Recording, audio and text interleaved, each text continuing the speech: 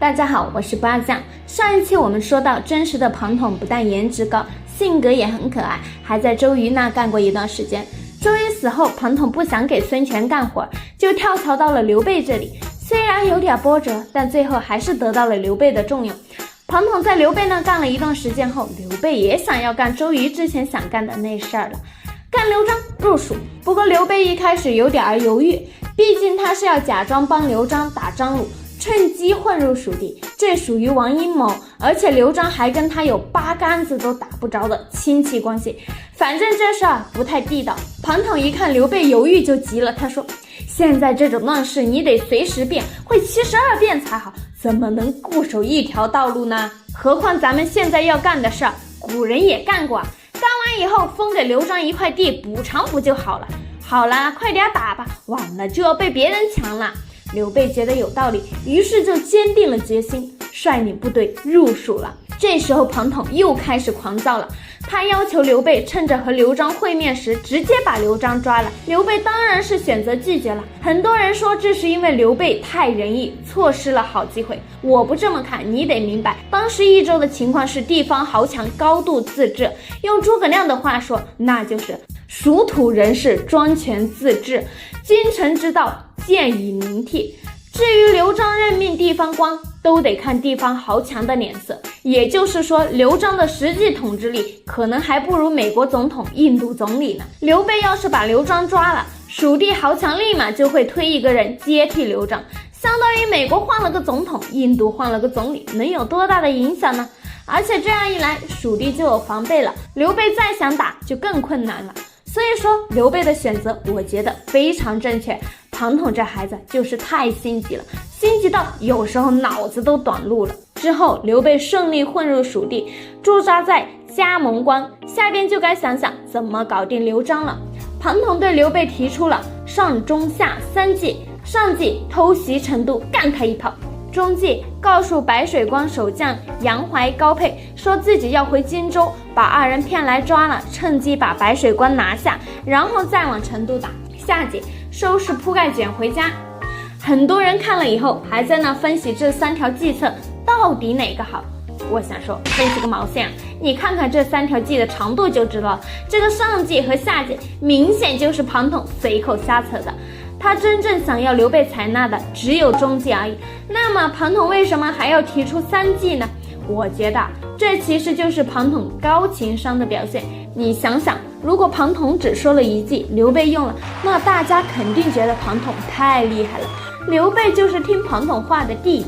庞统说了3条呢，大家会觉得这上下计很二，中计才行，等于你庞统出好点子的概率也就是1/3。哎，这不行，你庞统就是个弟弟，准确选中了中计的刘备才是大哥。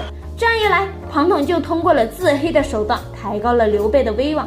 你看看人家这情商多高啊，哪个老板不喜欢这样的员工呢？刘备对此当然也是心领神会啦，他果断采纳了中计，找了个借口说自己要回荆州。没想到张松这个蠢蛋二五仔以为刘备真要回去，赶紧写信劝刘备别回去，结果被他亲哥举报了。刘璋大怒，直接把张松3号，命令守将们把刘备隔离。很多人喜欢用这段来尬洗刘备，说你看这不是刘璋先动手的吗？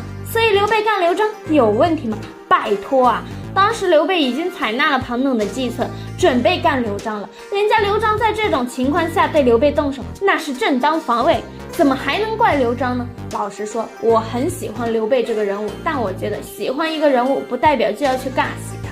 刘备干刘璋这事呢，就是在玩阴谋，就是不地道，这体现了刘备既是英雄也是枭雄，没什么可喜的。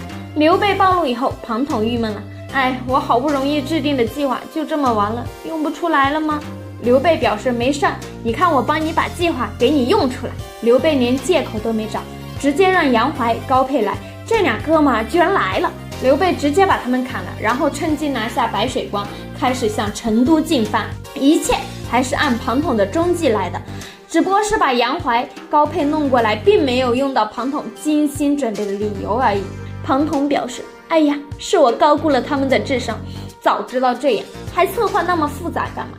拿下白水关后，刘备军所向无敌，很快进据涪城。刘备心情特别好，在这儿召开了酒宴，一时高兴就喝多了。刘备醉醺醺地对庞统说：“今个真高兴，真高兴，真他妈真高兴。”庞统看到刘备这副死样子，顿时感到不妙。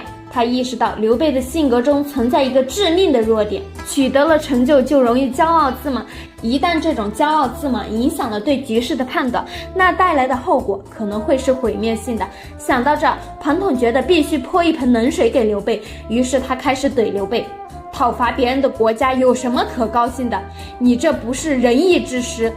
刘备听了大怒，骂道：“武王伐纣还前歌后舞呢，难道他不是仁义之师？跟老子滚！哼！走就走，你自己喝吧。”庞统起身，头也不回地走了出去。过了一会，刘备酒醒了，立马后悔了，赶紧让人把庞统请了回来。庞统回来以后，刘备想找个台阶下，问庞统：“刚才咱们谁错了？”没想到庞统只给了一棒台阶。咱俩都错了，换成别人，庞统不知道死了多少次了。然而刘备却是哈哈大笑，表示没事，接着喝。看来找一个好老板真的很重要。之后刘备包围洛城，下令诸葛亮、张飞等人率军入蜀。一些人为了黑诸葛亮，说如果庞统不死，刘备就会把诸葛亮打入冷宫，根本就不会让他入蜀。拜托，这么说的人搞清楚时间顺序。事实是庞统还没死，刘备就让诸葛亮入蜀了，好吗？眼看胜利在望，庞统的生命却在此时走到了尽头。洛城相当难打，于是庞统又开始狂躁了。处理完军务后，他亲自率领军队攻城，打算以此激灭士气，以便尽快拿下城池。结果就在此时，一支流箭飞来。在率军攻城时，庞统可能在心里这样想着：我要快点拿下洛城，这样就能拿下蜀地，统一天下，然后好好治理国家，这样好人就能多起来了，我就可以不用再违心的做人流了，可以开心的告诉大家，这个世界现在好人变多了。庞统有能力，有人品，性格也好，如果他没有早死，肯定能在刘备取得益州后发挥非常大的作用，真的非常可惜。然而可惜归可惜，一些人非要拿庞统来踩诸葛亮，就让人无语了。诸葛亮是刘备那边，其实他是主管后勤的，他是后勤主管。后来庞统这些谋士死的差不多了，才有他一席之地。真实的诸葛亮并没有那么受刘备的重视，在刘备那里，他其实呢也不是军师的角色，他是一个后勤主管的角色，是不是？有点像荀彧，但是比荀彧要菜很多。直到刘备身边所有的谋士一个一个全都老的老，死的死，尤其是庞统死了之后，诸葛亮慢慢的起来了，自立老。看完庞统故事的朋友们应该能明白，庞统虽然厉害，但因为早死，表现确实不多。综合来看，他的功业肯定是比不了诸葛亮的。现在一些营销号为了哗众取宠，博取流量，喜欢把包括庞统在内的各种人拉出来贬低和抹黑诸葛亮，这不仅是对诸葛亮的不尊重，也是对庞统等人的不尊重。我们看历史，目的是从历史人物上吸取感动和教训，而不是搞对比吹黑。希望大家以后可以少看那些营销号通过对比来吹黑历史人物的视频，不要让历史上的英雄们沦为营销号博取流量的工具人。庞统死后，刘备非常伤心，提起庞统就哭。历史上爱哭的人是曹操，一生中至少哭了14次。刘备不是爱哭，一生只哭了6次，庞统就占了其中1次。然而刘备虽然伤心，心里却不慌，因为此时此刻他的身边还有另一位参谋法正。好啦，感谢大家的观看。拔将三国志就是我开的新坑，我想要通过这个系列描绘出我心中的三国人物。我的观点和传统观点差别还是挺大的，但我敢说我的三观绝对是没问题的。如果你对这个系列感兴趣，就给个关注和3连8，我是拔将，下期再见，拜拜啦。